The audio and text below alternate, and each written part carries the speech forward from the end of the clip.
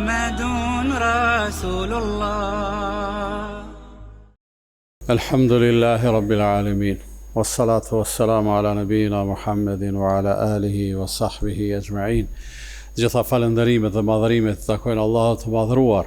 Në këtë ditë të madhe e madhërojmë Allahun, e falënderojmë për të gjitha begatit dhe mirësitë e tij. I jemi mirënjohës për udhëzimin dhe besatohemi me madhërinë e tij se gjithmonë këto mirësi do t'i përdorim pikërisht ashtu siç është kënaqësia e tij.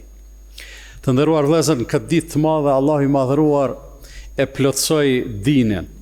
Në ditën e Arafatit, në haxhin e pejgamberit sallallahu alaihi wasallam, zbriti ajeti el-yawma akmaltu lakum dinakum wa atmamtu alaykum ni'mati wa raditu lakum al-islam dina. Sot u plotësova juve fen tuaj edhe u përsosa begatit e mia ndaj juve dhe kam zgjedhë dhe jam i kënaqur që vetëm Islami të jetë feja juaj. Dhe ky udhëzim madhështor, i cili ishte përmbyllje e shpalljes, përmbyllje e procesit 23 vjeçar të zbritjes së udhëzimeve të shumta, është udhërrafim për të gjithë brezat e muslimanëve që të mos lajthiten nga rruga e Allahut fuqiplot, që të mos kërkojnë udhëzim tjetër përveç udhëzimit të tij, edhe të mos humbin kohë për arsye se begatitë dhe mirësitë janë pikërisht në atë në çka na thret Allahu i madhëruar. Njerëzit nderuar vllazën, nga natyra lakmojnë me pas sa ma shumë, me grumbullu sa ma shumë. Kjo është njerëzore, edhe sigurisht që në gjithë këte nuk ka kur gjë të keqe. Mirë po, është e garantuar edhe e dëshmuar historikisht se askush nuk ka mundësi ta shijoj edhe po e pati pasuninë e dunjas nëse nuk është falëndërues ndaj Allahut të madhëruar. Për arsye se shija e këndshme e çdo mirësie është pikërisht në lidhjen e robit me Zotin.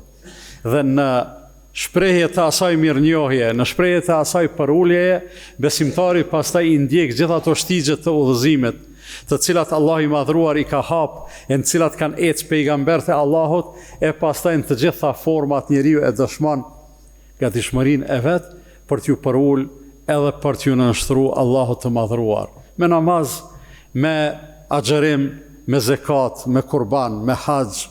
Allahu i madhruar thot: "Qul inna salati wa nusuki wa mahyaya wa mamati lillahi rabbil alamin la sharika lah wa bidhalika umirtu wa ana awwalul muslimin." Thuaj, vërtet namazi im edhe sakrifica ime, jeta ime dhe vdekja ime janë për Allahun Zotin e gjithësisë. Ai nuk ka ortak, nuk ka askush të barabartë me te.